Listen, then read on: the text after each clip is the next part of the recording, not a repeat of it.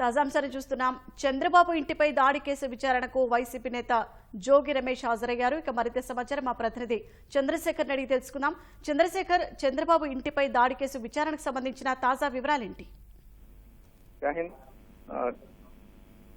చంద్రబాబు నివాసం పైన ఉండవల్లిలోని చంద్రబాబు నివాసం పైన దాడి వ్యవహారానికి సంబంధించి మాజీ మంత్రి జోగి రమేష్ ఇవాళ పోలీసుల విచారణకు హాజరయ్యారు. మంగళగిరి ఎస్పీ రవికాంత్ ఎదుట ఆయన విచారణకు హాజరయ్యారు. దీనికి సంబంధించి ఆయనకు గతంలో పోలీసులు 3 సార్లు నోటీసులు జారీ చేసినప్పటికీ వేరే కారణాలతో వాయిదా వేస్తూ వచ్చారు. ఇవాళ విచారణకు రావాలని చెప్పేసి మంగళగిరి డిఎస్పీ కార్యాలయం నుంచి ఆయనకు నోటీసులు ఇవ్వడంతో ఆయన ఇవాళ విచారణకు హాజరయ్యారు. తన న్యాయవాదులతో కలిసి ఆయన కొద్దిసేపటి క్రితం మంగళగిరిలోని డిఎస్పీ కార్యాలయానికి వచ్చారు.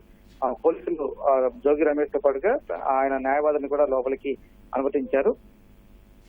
అసలు ఈ ఘటనకు సంబంధించి తాను చంద్రబాబు ఇంటిపై ఎలాంటి దాడి చేయలేదని, దాడికి కూడా తాను వెళ్ళలేదని, అప్పట్లో అయ్యన్న పాత్రుడు చేసినటువంటి వ్యాఖ్యలకు సంబంధించి నిరసన తెలిపేందుకు మాత్రమే చంద్రబాబు ఇంటి వద్దకు తాను వెళ్ళారని చెప్పేసి జోగి రమేష్ తెలిపారు. మీడియా ఆయన విచారణకు డిఎస్పీ కార్యాలయం లోపలికి వెళ్లే ముందు మీడియాతో మాట్లాడారు. ఆ మాట్లాడే సమయంలో తాను దాడి విషయం కాదు, నిరసన కోసం మాత్రం తాను అక్కడికి అప్పట్లో వెళ్ళారనే విషయాన్ని చెప్పారు. ఇవన్నీ కూడా తప్పుడు కేసులు పెట్టి పోలీసులు ఇప్పుడు ఇబ్బంది పెట్టాలని చూస్తున్నారు.